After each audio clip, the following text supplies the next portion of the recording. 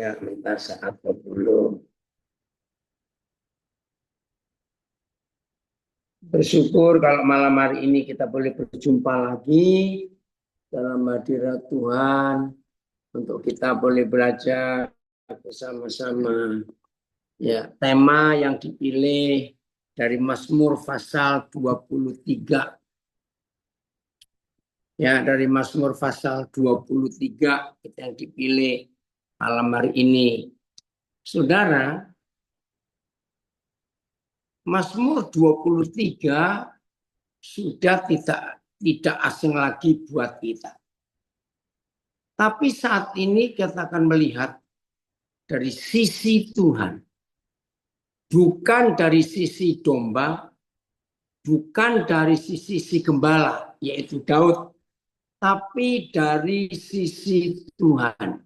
Ya, kita akan melihat itu. Dan ini sungguh-sungguh luar biasa.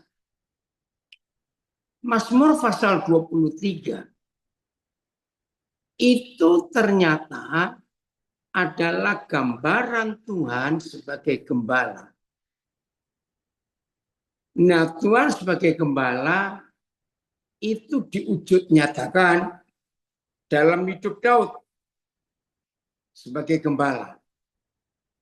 Kita mulai dengan mengingat waktu dia diperhadapkan kepada Saul, Raja Israel waktu itu. Karena 40 hari ya mereka ditantang oleh barisan tentara Filistin. Tapi nggak ada satupun yang berani maju. Bahkan waktu itu ada satu tentara Israel yang kita sebut raksasa. Karena memang badannya tinggi besar. Ya, lembingnya, tombaknya saja. Udah. Nah, akhirnya Daud anak kecil itu minta izin kepada Saul, izinkan aku maju menyerang orang Filistin itu. Saudara, ada yang unik dari peristiwa itu. Uniknya di sini. Ternyata sejak zaman dulu sampai zaman sekarang, itu tidak ada pakaian perang ukuran S, small. Semua pakaian perang itu ukuran L, large, untuk orang dewasa. Setuju ya? Nah, salah satu persyaratan perang, bahkan sampai hari ini, ya, wajib menggunakan pakaian perang. Wajib. Nah, Saul minta Daud menggunakan pakaian perang. Alkitab menulis kedodoran. Nah, nggak ada kata kedodoran ya. Tapi Daud bingung. Besar sekali pakaian ini. Saya bisa bayangkan helm, ketopong keselamatannya. Kita ingat sejaman perang zaman dulu ada topi besi bukan? Ya ampun. Koplok-koplok begitu. Mungkin nutupin mata Daud. Juga baju sirahnya, Daud kedodoran. Akhirnya Daud menolak. Raja, aku nggak bisa pakai pakaian perang ini, kebesaran. Nah, raja bilang, lalu kamu mau ngadapi dia dengan apa? Nah, saudara masih ingat? Daud berkata gini, raja harus tahu. Beberapa kali aku mengembalakan kambing domba milik bapakku. Perampok datang, binatang buas datang. Memang zaman itu perampok binatang buas masih sangat hebat. Merampok domba-domba itu. Dengan pertolongan Tuhan, aku halau perampok itu. Aku kalahkan binatang buas itu. Lalu Saul jawab, itu kan binatang perampok, ini raksasa. Ingat loh, saudara, tapi Daud ngotot. Oke, Kita nggak bahas itu. Ini pengalaman Daud yang wajib kita ketahui. Ternyata pengembalaan zaman itu, perhatikan, gembala di zaman Daud itu pekerjaan yang risikonya besar. Rampok dan binatang buas yang berkeliaran. Nah, dari sini kita melihat seharusnya Isai, bapaknya Daud, tidak boleh menyerahkan pengembalaan itu kepada Daud anak bungsu. Tidak boleh. Pengembalaan harus ditangani oleh anak sulung atau anak yang badannya besar karena situasi itu. Nah, dari peristiwa, dari pengajuan Daud kepada Saul, maka kita melihat, risikonya besar sekali. Nah, Daud menjadi gembala itu menggambarkan diri Tuhan. Jadi Daud itu luar biasa waktu jadi gembala. Dia menempatkan Tuhan itu seperti dirinya. Wah, ini luar biasa. Tolong para gembala perhatikan ini. Jadi apa yang tertulis di Mazmur 23 itu ternyata itu Tuhan dan Daud itu identik menjadi satu. Wah, ini luar biasa. Oke, kita lihat ayatnya Mazmur 23. Ya, mulai ayat 1.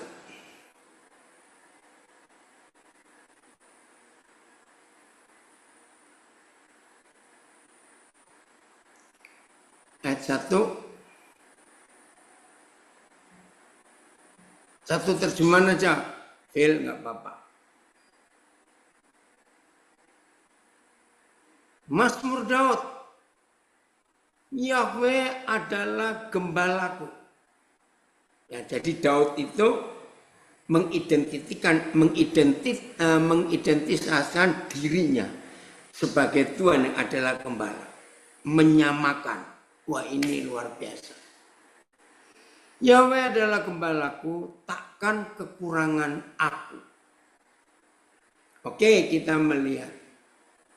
Jadi seorang gembala seperti Daud yang mewakili Tuhan, identik dengan Tuhan, itu membuat domba-dombanya nggak akan kekurangan. Nah, saya ceritakan penggembalaan di zaman itu. Ya, sampai hari ini daerah padang gembala di Israel itu masih tandus, gersang. Padang rumput itu tidak mudah untuk didapat. Jadi di zaman itu, gembala yang baik, begitu sore hari sudah membawa pulang semua domba-dombanya, maka gembala ini nggak boleh istirahat. Perhatikan, tidak boleh istirahat. Maka itu ayat pertama, Yahweh Yesus, engkau gembala yang baik, maka kami tidak akan kekurangan. Lalu ngapain gembala ini setelah pulang mengandangkan dombanya? Oh, luar biasa. Ternyata para gembala yang baik ini, termasuk Daud, mencari padang rumput untuk domba-dombanya besok bisa merumput. Nah, setelah dapat padang rumput zaman itu, maka masing-masing gembala itu punya tongkat yang ada benderanya. Kecil, nggak tahu bagaimana bentuknya. Pokoknya tanda. Nah, ketika ada gembala-gembala lain mencari padang rumput, dan ada padang rumput yang sudah ada tanda tiang atau tongkat itu, maka gembala-gembala lain tidak boleh mengambil. Itu peraturan zaman itu. Nah, seperti itu gembala yang baik tidak membiarkan domba-dombanya kekurangan. Cukup, saudara, obrolan santai keluarga Allah, komunitas ini mengundang kita saat ini karena nggak sedikit hari-hari ini ada goncangan-goncangan yang berat dalam hidup, ekonomi kacau dan macam-macam lagi. Haleluya, ada gembala yang baik yang tidak membiarkan kita kekurangan. Terima kasih Bapak. Ayat 2.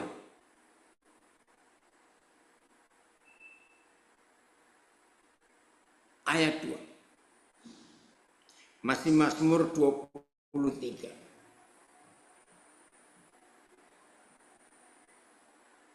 Ia membaringkan aku di padang yang berumput hijau. Ia membimbing aku ke air yang tenang. Nah, seperti itu gembala yang baik. Tidak membiarkan domba-dombanya kekurangan. Bahkan padang rumputnya jadi tempat tidurnya. Wih, luar biasa. Terima kasih Pak. Membaringkan aku di padang yang berumput hijau. Oke, ini istilahnya, tapi jangan diikuti. Berarti begitu hebatnya Tuhan Yesus gembala yang baik. Membiarkan kita domba-dombanya, jangan ditiru ya, tapi ini sebagai pengertian. Makan sambil tidur. Tidur di atas makanan.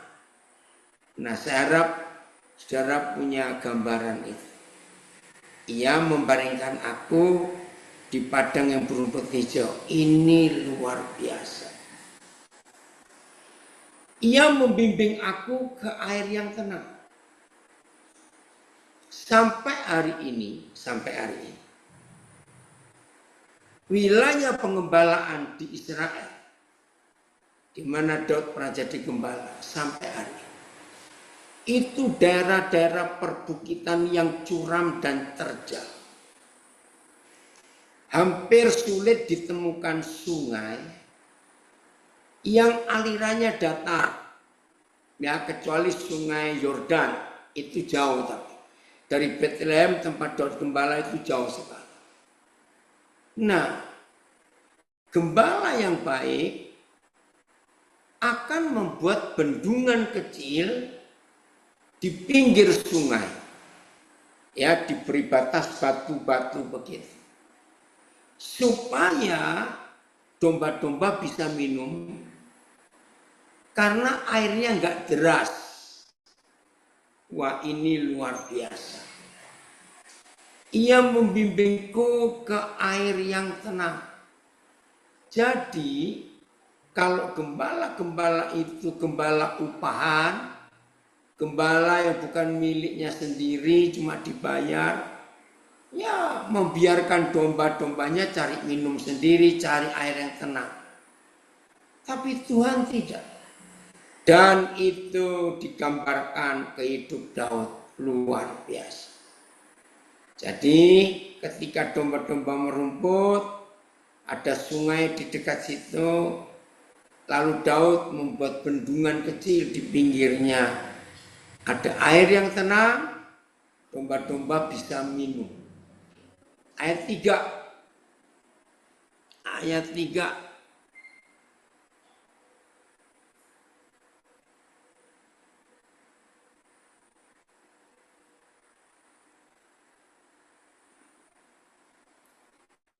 Ia menyegarkan jiwaku. Ia menuntun aku di jalan yang benar oleh karena namanya. Luar biasa ini saudara. Oleh karena namanya. Nah, ia menuntunku ya di jalan yang benar. Mari kita perhatikan. Gembala-gembala yang upahan, yang tidak, bentar apa ini? Gembala-gembala upahan yang tidak punya rasa memiliki. Gembala-gembala itu enggak menuntun ke jalan yang benar. Ya suruh cari rumput sendiri. Nah ini loh hebatnya Tuhan yang menggambarkan, yang digambarkan dalam hidup Daud. Ternyata saudara, kalau para gembala itu tidak menuntun domba-dombanya ke jalan yang benar, maka disitulah para perampok dan para binatang buas sudah mengintai. Wih, luar biasa. Maka itu kalau kita lihat bagaimana Daud ini tidak membiarkan domba-dombanya tersesat dan ditangkap oleh para binatang buas dan perampok-perampok itu, habis domba-domba itu. Dan ini sungguh luar biasa. Terima kasih Bapak. Gembala yang sangat baik. Ya, jadi aman. Oleh karena namanya. Wah, bukan nama pemilik yang lain. Tapi nama Tuhan Yesus sendiri. Itulah Tuhan kita. Oh, dari Sydney ikut gabung. Sudah malam sekali ya Fen. Luar biasa. Ya, nah seperti itu dia mengembalakan kita. Aman. Nggak ada jalan yang salah. Ya, dia tuntun kita ke jalan yang benar. Dan itu sungguh-sungguh luar biasa sayangnya Tuhan kepada kita. Ayat 4. Sekalipun aku berjalan dalam lembah kekelaman, aku tidak akan takut bahaya. Nah ini tema kita diambil dari ayat yang keempat. Sebab engkau besertaku, gadamu dan tongkatmu itulah yang menghibur aku. Terima kasih Bapak. Saya uraikan, saudara, karena tempat pengembalaan zaman itu di antara bukit-bukit yang terjal, ya ada lembah, nah ada lembah-lembah tertentu yang sudah jadi incaran para perampok dan para binatang buas. Nah di zaman itu ada gembala-gembala yang malas. Ya tidak mau jalan putar jauh. Nah lembah kekelaman itu ada di beberapa tempat tertentu. Dan buat para gembala, kalau lewat lembah itu, sampai kandangnya para domba itu cepat nyampe. Kalau Daud tidak, dia akan mikir. Tapi sampai suatu saat, mungkin sudah mulai malam atau apa, sehingga Daud tidak sempat lagi untuk mutar, sehingga dengan terpaksa dia harus lewat lembah itu. Luar biasa. Domba-domba di samping melihat Daud gembala yang baik, tapi domba-domba juga selalu melihat di pinggangnya Daud, ya, di pinggangnya Daud, ini apa ya? Itu ada gada enggak? Entah bentuknya seperti apa, kita enggak tahu. Dan bawa tongkat tidak. Wah ini luar biasa. Begitu para domba melihat Daud sebagai gembala yang baik, memegang tongkat dan ada gada.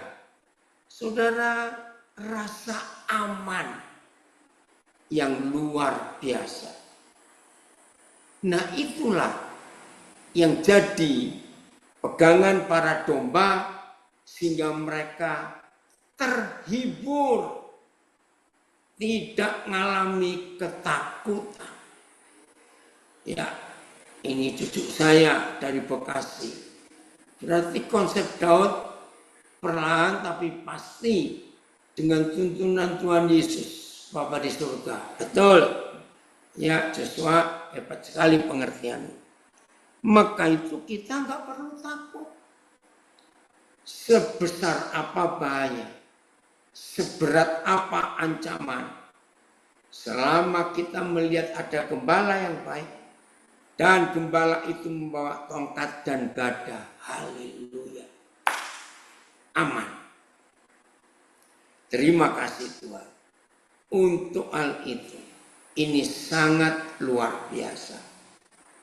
Nah, saudara, ayo kita menempatkan diri kita sedemikian rupa untuk tetap ikut gembala itu.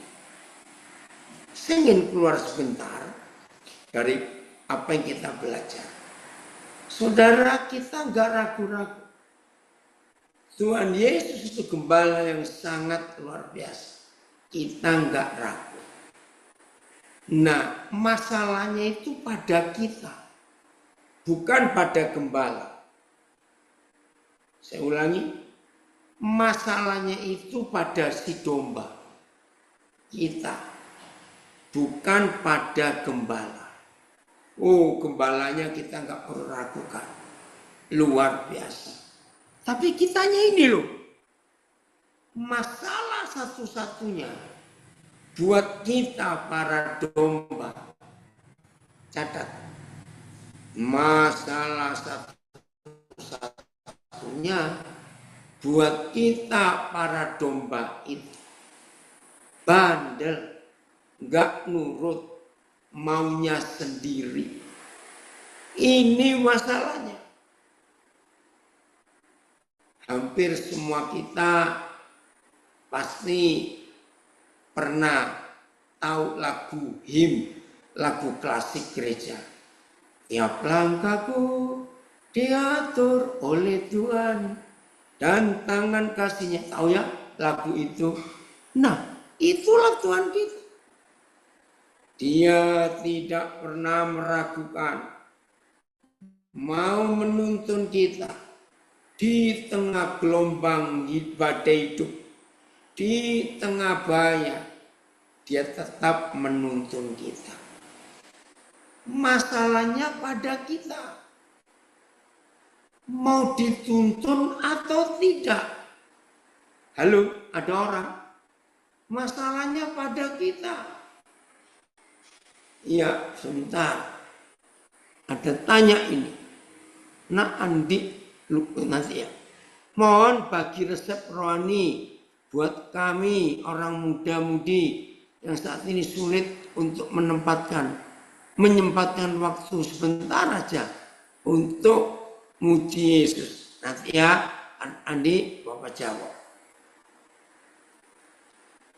Jadi masalahnya bukan pada Tuhan yang menuntun kita. Masalahnya pada kita. Mau dituntun atau tidak. Jadi ingat ya, gembala yang baik tidak perlu kita ragukan. Gembala yang baik itu memang luar biasa. Tapi masalahnya pada si domba. Mau dituntun atau tidak. Lihat bukti ini. Yesaya 53 ayat 6. Yesaya 53 ayat 6. Ya.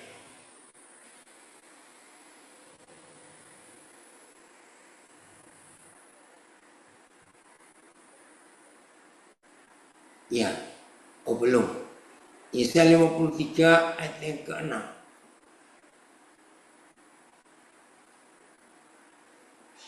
kita sekalian, jadi hampir semua kita sekalian sesat seperti domba. Tahu kata sesat?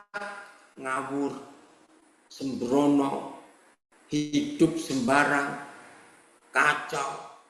Itu sesat. Kita sekalian sesat seperti domba. Masing-masing kita mengambil jalannya sendiri. Masalah bukan? Nah itu dia. Oke, kita lihat berapa terjemahan. Kita semua seperti domba yang tersesat. Setiap orang mengambil jalan mereka sendiri. Ampuni kami Tuhan. WIS. Kita semua tersesat seperti domba.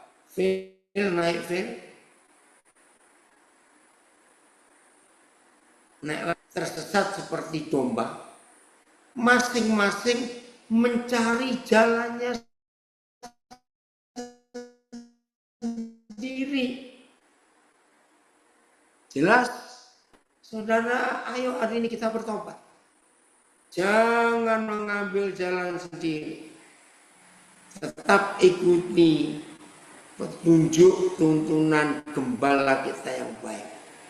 Terima kasih Pak. Jadi jelas ya, mulai hari ini semua kita harus bertobat. Jangan ambil jalan sendiri. Alkitab itu jalan. Maka itu Tuhan Yesus berkata, akulah jalan, akulah kebenaran, akulah hidup.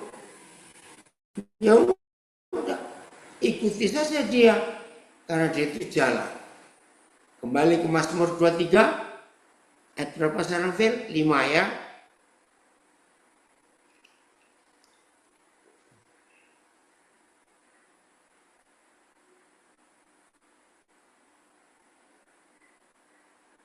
Ayat 5 ya.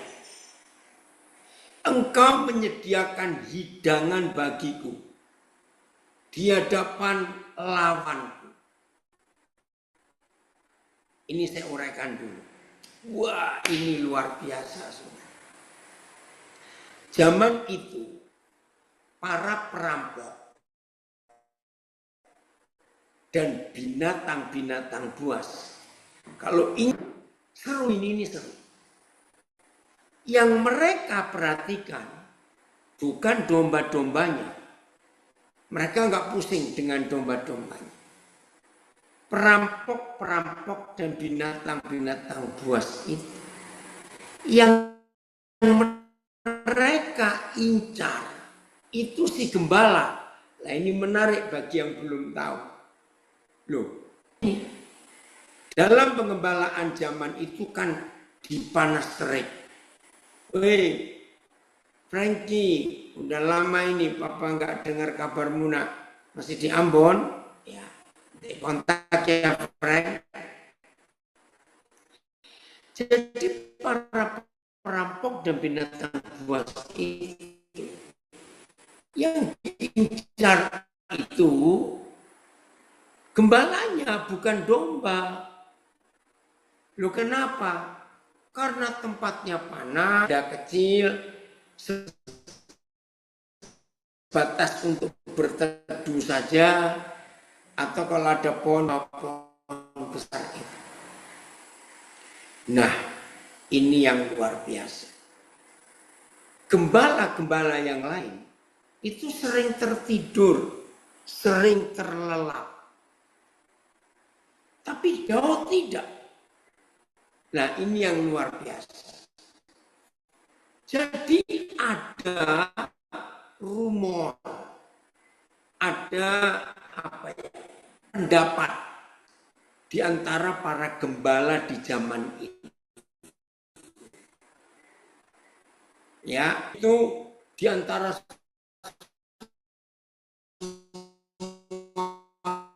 kita para gembala ngantuk. Nah, termasuk ini ada di kalangan para perampok dan para binatang buas. Ini lucu. Ya, saya pernah dapat satu buku, saya lupa bukunya itu ada di mana. Saya dapat itu tahun 84 waktu saya di Salatiga. Ya, ada buku tentang gembala di zaman Daud. Kapok dan binatang buas itu, kalau melihat gembalanya itu Daud, lucu ini sekarang. Lalu dia ngantuk, nanti kita yang ngantuk. Loh, kenapa? Karena Daud itu sebagai gembala nggak pernah tertidur, nggak pernah terlelap. Wih, Yos, terima kasih baru muncul. Ya. Maka itu diantara mereka kalau ketemu domba-domba, lalu mereka tahu, Daud jadi gembala. Ayo kita pergi yuk untuk ya Rondi, kakek baik baru pulang ya, baru pegang HP baik ya. Sekarang Mazmur 121. Aduh, ini luar biasa. Mazmur 121 oleh ayat 3 atau 2 saya lupa ya. Coba lihat Mazmur 121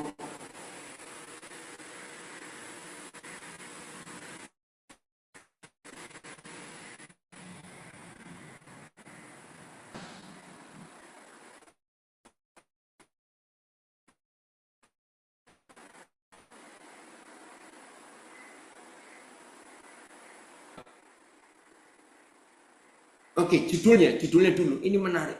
Ya. Oh, koneksi yang mana? Ya, ini kata koneksinya arah. Coba saya ganti ya.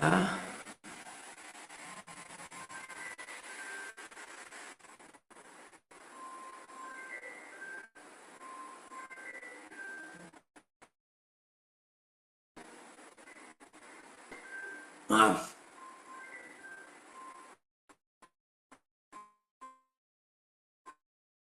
Ya. Yahweh, penjaga Israel. Maka saya akan ganti dengan konteks yang kita pelajari. Yahweh, gembala Israel. Nah, udah Leon, bagaimana? Jo, lihat Instagramnya, udah lancar belum koneksinya?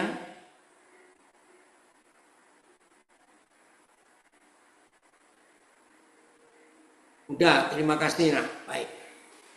Nah, lihat, sebagai penjaga Israel, sebagai gembala Israel, lihat ayat yang keempat.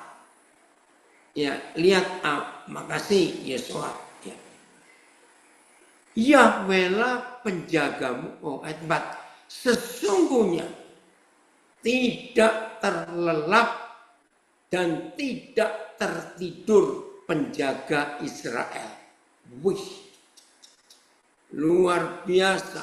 Tidak terlelap dan tidak tertidur.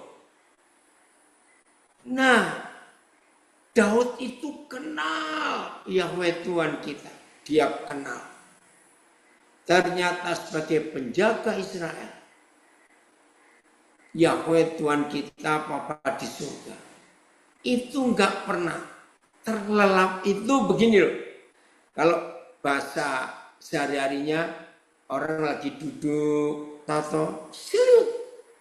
Tahu ya? Enggak, terus kaget begitu. Saya percaya semua kita pernah ngalami itu.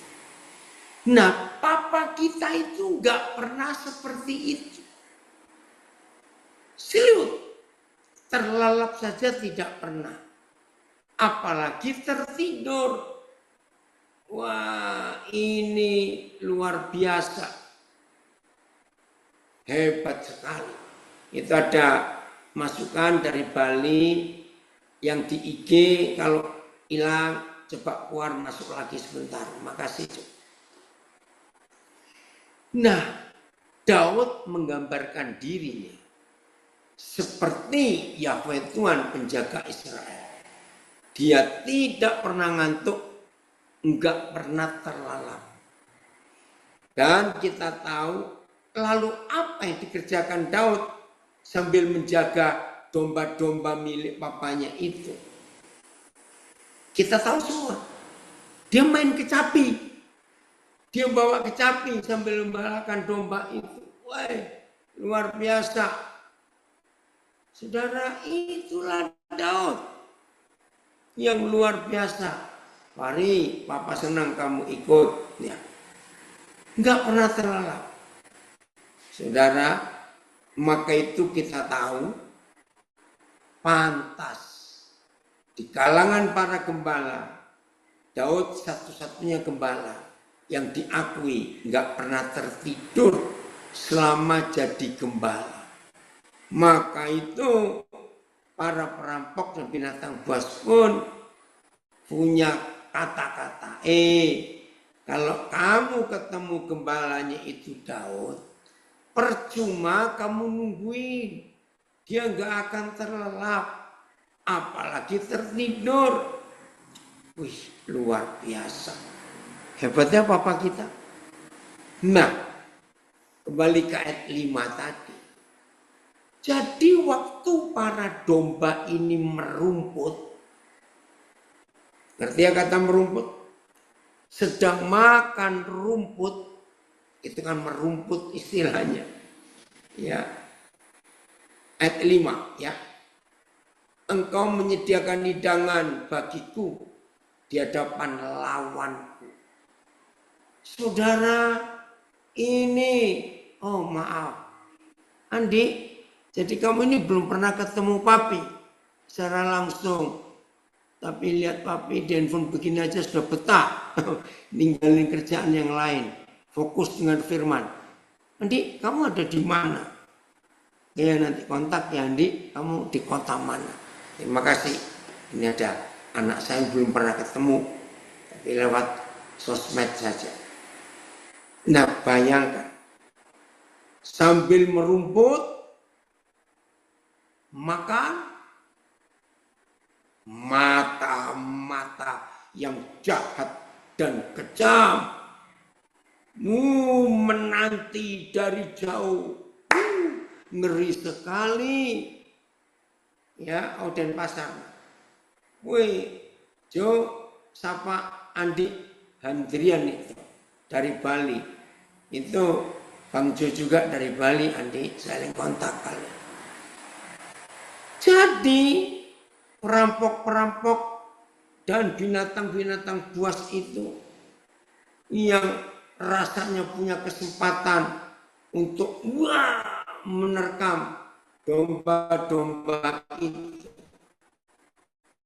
Mereka marah, mereka jengkel. Dalam hati mereka harapannya, ngantuklah Daud, ngantuklah Daud, ngantuklah Daud. Itu harapan mereka. Karena begitu Daud ngantuk atau terlelap, serius itu, mereka nyerbu. Luar biasa. Nah, sekarang saudara mengerti ayat 5. Engkau Yahweh Tuhan menyediakan hidangan yang lezat, padang yang berumput hijau. Tapi di hadapan lawan-lawanku, wih itu keren. Saudara, ini luar biasa. Terima kasih Bapak. Bisa bayangkan sambil makan makanan lezat, sambil makan makanan yang nikmat, musuh-musuh di depan kita bukan ngincar makanannya yang kita makan, mereka ngincar kita. Domba-domba ini, wih hebat sekali. Terima kasih Bapak. Nah, ingat ya, dalam fakta sehari-hari.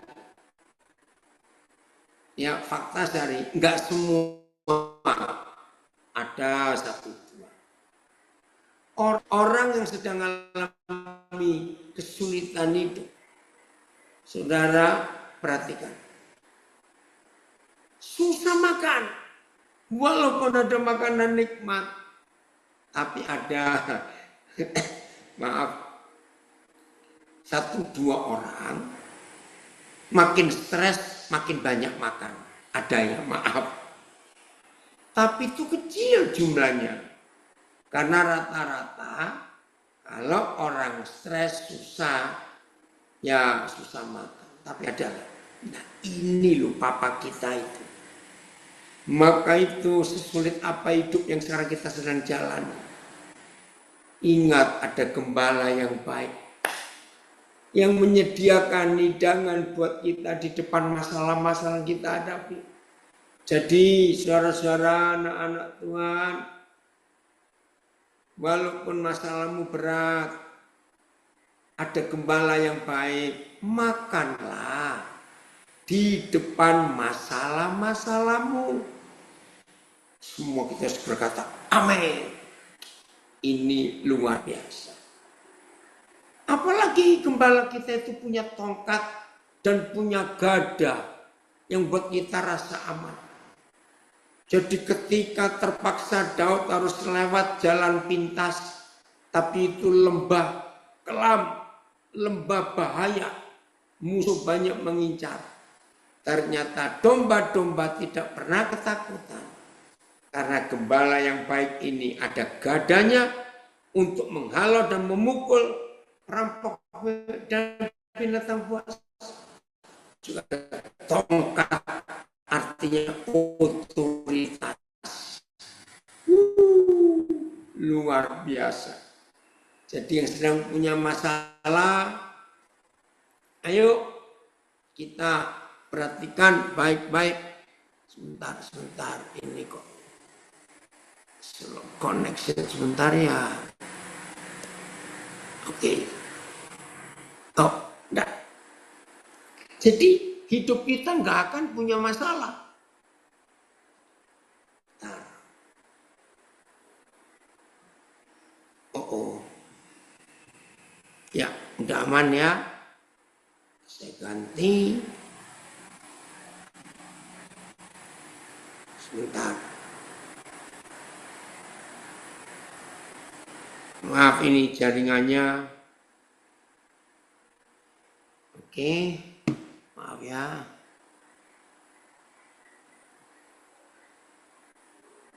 Oke, mudah-mudahan nggak apa-apa. Lanjut.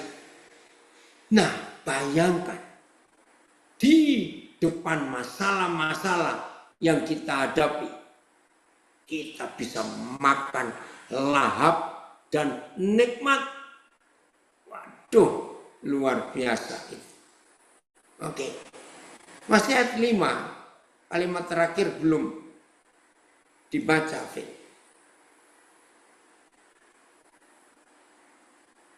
Ayat 5.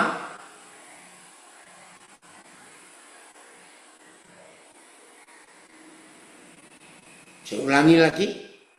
Engkau menyediakan hidangan bagiku di hadapan lawanku. Engkau mengurapi kepalaku dengan minyak.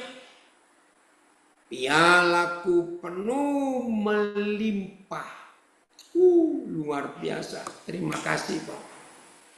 Nah, saudara pernah perhatikan, ya ternak-ternak itu sapi, kerbau, ya. Lalu kok kita lihat binatang-binatang berkaki 4 yang ada di Afrika, ya, domba-domba, kambing. Saudara pernah perhatikan enggak? Ada serangga-serangga tertentu, sejenis lalat. Nah ini serangga jahat sekali. Mereka itu penghisap darah ternak. Wih ngeri. Ya, yang belum tahu coba cari di internet. Nah ada lalat-lalat, serangga-serangga yang berterbangan kemana-mana. Hidup mereka itu parasit. dibuat di hampir semua ternak, sapi, kerbau, ya, binatang-binatang yang lain di padang rumput. Aduh, ya, bukan di Afrika, ya, tapi ini binatang yang di Afrika, kerbau, banteng, perhatikan aja kalau dari TV. Nah, lalatnya itu luar biasa. Nah, di zaman itu juga kurang ajarnya serangga itu atau lalat-lalat itu yang diincar itu bagian kepala. Kenapa? Karena kulitnya itu tipis, karena langsung ketemu tengkorak. Nah, serangga lalat-lalat itu suka hinggap di kepala para domba, menghisap darah. Wih, ngeri. Saudara, ternyata secara rohani kita melihat siapa itu lalat-lalat, serangga-serangga yang berputar-putar di kepala kita, itulah roh-roh jahat di zaman ini yang seringkali mempengaruhi pikiran kita. Ternyata ada minyak urapan yang menjaga. Nah, ketika Daud jadi gembala, salah satu yang dia kerjakan itu memberi minyak zaitun di kepala para domba itu, supaya lalat serangga itu enggak menghisap darahnya. Terima kasih Bapak untuk jaminan yang luar biasa ini. Ya, tapi juga minyak yang selalu dibawa oleh Daud. Domba-domba itu kan ada yang nakal, lari masuk ke semak belukar. Yang berduri, berdarah kena duri. Daud olesi dengan minyak supaya enggak lukanya makin dalam. Ya, luar biasa. Juga ada domba yang nakal, lari ke sana, lari ke sini di bukit-bukit batu, jatuh, luka, lecet. Daud urapi dengan minyak. Nah, kita buka Wahyu 14 ayat 1. Ada apa kepala? Ada apa minyak di kepala? Ini luar biasa. Wahyu 14 ayat 1. Siapa yang ada di kepala kita? Dan aku melihat, naik velnya, dan aku melihat sesungguhnya anak domba berdiri di bukit Sion dan bersama-sama dengan dia. Angkanya nggak perlu dibahas. Dan di dahi orang-orang yang bisa berdiri bersama-sama anak domba. Ada orang dari Jerman. Ya, guten Tag, sering mikir, senang bisa bergabung. Ya, saudara, inilah satu-satunya ayat dalam seluruh Alkitab yang memberitahu kita bahwa ada murid-murid Yesus tertentu yang berdirinya bersama-sama dengan Yesus. Semua ayat yang lain, udah nak, ya ini anak saya di Lubuk Linggau tanya udah makan, sudah. Sini sudah malam, ini hampir jam 11 bagus. Satu-satunya ayat yang memberitahu kita bahwa ada murid-murid Yesus tertentu yang berdiri bersama-sama dengan Yesus di Bukit Sion. Bukan berdiri di hadapan. Beda loh saudara. Kalau berdiri di hadapan, itu posisinya hamba dengan Tuhan di hadapan. Tapi kalau berdiri bersama-sama, itu selevel, setara. Ini luar biasa. Ayo, saudara dan saya rindunya berdiri di hadapan Yesus atau berdiri bersama-sama.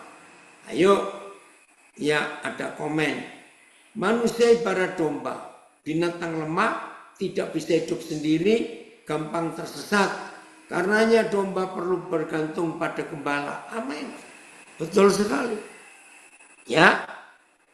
Nah ternyata untuk bisa berdiri di bersama-sama dengan Yesus, cuma ada satu syarat.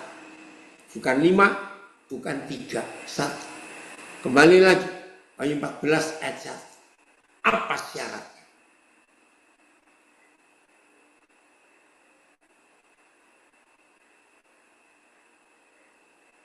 Dan di dahi yang bisa berdiri bersama-sama dengan Yesus anak domba. Dan di dahi mereka tertulis namanya Yeshua Masiah. Dan nama Bapanya Yahweh Adonai Elohim. Lihat itu. Yahweh Adonai Elohim. Itu nama. Jadi dua nama itu yang ada di dahi kita. Nah, tadi masih ingat dari Mazmur 23? Dia mengurapi kepalaku dengan minyak. Supaya tidak ada roh-roh lain yang bergentayangan mempengaruhi pikiran kita. Tidak ada. Ayo hari ini saudara, kita harus tahu siapa yang ada di pikiran kita ini. Berbahagialah setiap kita kalau yang ada di pikiran kita ini hanya Yesus Tuhan kita dan Bapa kita. Itu saja yang Tuhan ingin untuk kita dipengaruhi seluruh pola pikiran kita, mindset kita, cara berpikir kita. Ayo kita periksa hati kita supaya kita tahu siapa yang sedang mempengaruhi hidup kita ini. Jangan sampai ada yang lain, ya. Supaya hanya Tuhan Yesus dan hanya Bapa kita yang ada di benak kita, ya. Jelas ya saudara, itulah yang Tuhan rindukan, ya. Supaya kita tidak sampai dipengaruhi oleh perkara-perkara yang ada dalam dunia ini. Jelas? Nah itu dia. Maka itu mari kita tanya. Hari-hari ini siapa yang ada di kepala kita ini? Ayo kita mikir dengan jujur. Siapa itu? Berbahagialah kalau Tuhan itu yang mempengaruhi pola pikir kita. Berbahagialah setiap kita untuk itu. Keren ya? Terima kasih Pak. Terus masih belum selesai. Ayat yang ke-6. Kalau dia salam buat mama ya. Besok datang kalau dia. Ya. Ini anak saya.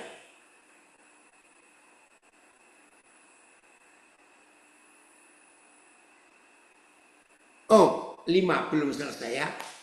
Engkau menyediakan hidangan bagiku di hadapan lawanku. Engkau mengurapi kepalaku dengan minyak. Pialaku, cawanku penuh melimpah.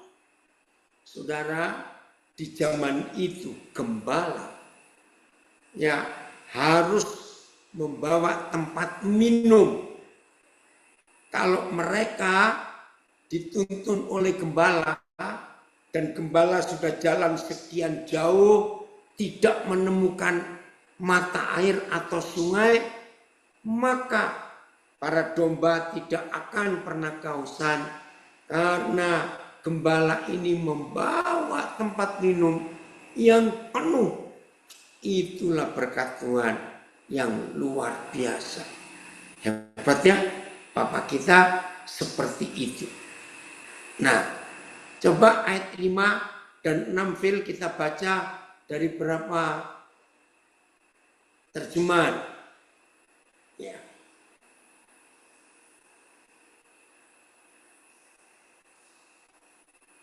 Oke, ayat. Engkau mengatur meja di hadapanku, meja makan ini ya, di depan musuh-musuhku. Ini kan aneh. Masa orang menyiapkan makanan di depan musuh-musuh? Ya itu tadi. Woi, Pak Kawi Salim hadir. Seneng nak, Papi nak, kamu ikut. Ya, lihat ini. Jadi meja yang berisi penuh makanan. Itu gembala kita sediakan di hadapan lawan kita. Ingat dia musuh-musuh kita. Engkau mengurapi kepalaku dengan minyak. Pialaku berlimpah-limpah. Sama BIS. Wah ini keren terjemahan BIS-nya. Engkau menyiapkan pesta bagiku di depan mata lawanku. Haleluya. Ayo semua kita, siapapun kita yang hari-hari sedang panik, sedang gelisah, sedang takut menghadapi hidup yang tidak pasti ini. Hari ini dengan tema yang dipilih oleh pemimpin komunitas kita, Bu Ayu. Saudara, setiap kali kita melihat gada dan tongkat Tuhan, dan dia gembala kita yang baik, bebaskan diri kita dari ketakutan dan kegentaran. Karena gembala yang baik itu menyiapkan pesta bagi kita di depan mata lawan kita. Wih, ini dahsyat. Pesta yang bagaimana ada musuh-musuh, ada lawan. Nah, siapa musuh lawan? Itulah persoalan-persoalan yang kita sedang hadapi hari-hari ini. Ayo, kita menang. Haleluya. Jelas ya saudara? Terima kasih Pak. Saya ulangi. Engkau menyiapkan pesta bagiku di depan mata lawanku. Wuh, hebat ini. Engkau menyambut aku sebagai tamu terhormat. Terima kasih. Engkau menyuguhi aku minuman lezat berlimpah-limpah. IBS-nya hebat ya. Terjemahnya ini hebat. Evangelianya Bill atau VMD. Coba kita lihat. Amin. Dari Tegal komen. Kita menang. Betul. Engkau mempersiapkan mejaku di hadapan musuhku. Engkau meminyaki kepalaku, mangkokku penuh dan melimpah. Terima kasih Evanya.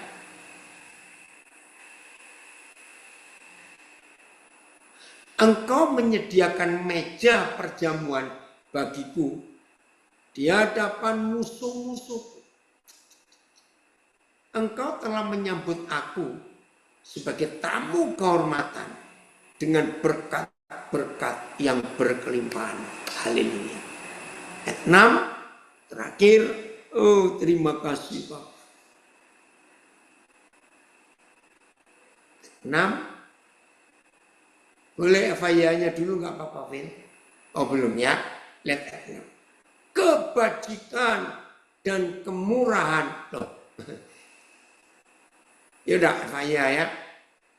Kebajikan dan kebaikan hatimu akan menyertai aku sepanjang umurku. Terima kasih. Saudara-saudara yang khususnya hari-hari ini sedang stres, ya, yang hari-hari ini sedang mengalami macam-macam tekanan hidup, masalah, himpitan, fitnaan, atau apa saja. Ingat firman ini. Hanya kebajikan dan kebaikan Bapa kita saja yang akan menyertai kita tongkatnya dan gadanya saja yang menyertai kita sepanjang umur kita. Berarti sampai di hari terakhir kita hidup, penyertaannya itu ada. Terima kasih Bapak. Dan aku akan diam bersama engkau dalam rumahmu untuk kapan? Selama-lamanya. Saya beri ilustrasi begini. Ya, kalau saudara dan saya bisa punya kesempatan nginap di istana presiden, aman nggak? Aman. Ya betul Dave. Jangan takut. Ada Papa yang menyertai kita. Amin. Nah saudara, kalau kita bisa nginap di istana negara, istana presiden, atau di rumah presiden lah, aman. Nah ini gembala yang baik mengajak kita tinggal di rumahnya. Terjemahan yang lain, terjemahan baru ayat 6. Amin. Banyak berkata amin. Puji Tuhan. Kita lihat ini. Ya. Oke, Derelia termasuk kita semuanya. Ya.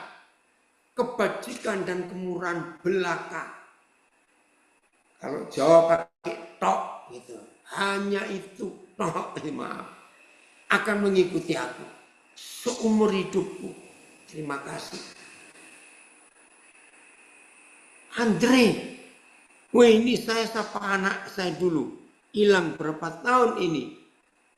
Andre, Hari Androyo, cucu papa berapa dari kalian? Udah lama ini nggak kontak. Ya. Dan aku akan diam dalam rumah Yahweh sepanjang masa. Woi, dari Belanda gabung juga. Oke, ayat sesungguhnya kebaikan dan kasih setiamu akan mengikuti aku pada segala masa. Dan aku akan diam di rumah, aku akan tinggal di rumah Yahweh sepanjang hidupku. PS, ya Fani titipanmu sudah nyampe. Aku tahu engkau baik kepadaku dan selalu mengasihi aku. Terima kasih Bapak. Ayo saudara semua kita mengimani. Aku tahu engkau baik bagiku. Engkau baik kepadaku. Terima kasih Bapak. Terima kasih. Dan selalu mengasihi aku. Maka aku boleh diam di rumahmu selama hidupku. Haleluya. Terima kasih Bapak. Hebat bukan? Ini Papa kita. Ya sudah. Kalau dia sebaik itu kepada kita. Oke, sebelum kita tutup. Saya kembalikan kepada host kita Bu Ayu. Coba tambahkan komen apa dan apa yang Ayu alami dengan beberapa saudara di hari-hari belakangan ini ketika banyak masalah-masalah hidup yang kita hadapi. Ayo tambahkan komen apa, kenapa pilih tema ini.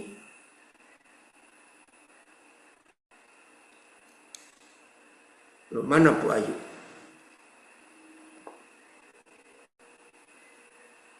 Ayu ada? Ada kode.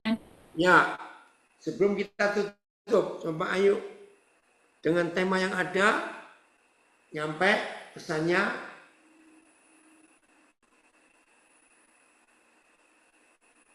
Ya, pentingnya kita mengandalkan Tuhan.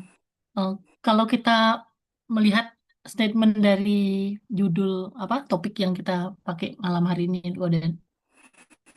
Saya melihat bahwa ketika kita mengandalkan Tuhan, gadamu dan tongkatmu itulah yang menghibur aku. Artinya bahwa perlindungan Tuhan itulah mm, yang kita andalkan saat ini Amin. dalam situasi dan eh, apa keadaan saat ini. Ketika kita melihat bahwa ada gada dan tongkat Tuhan yang terus eh, menjaga kita, mengarahkan kita, menuntun kita. Tongkat itu kan ketika kita melenceng ke kanan ke kiri, seorang eh, eh, domba dia pasti akan ketika melenceng ditarik lagi oleh tongkat yang dipegang oleh Amin. gembalanya itu Betul. mm, menolong kita untuk selalu on track, untuk berjalan ketika Tuhan mengarahkan kita. Itu tambahan dari saya, Pak Den. Puji Tuhan. Jadi semua kita, ayo jangan jadi domba yang nakal ya, domba yang taat. Amin. Puji Tuhan. Ya, lanjutkan Ayu. Mau bagaimana sekarang? Baik, Bapak.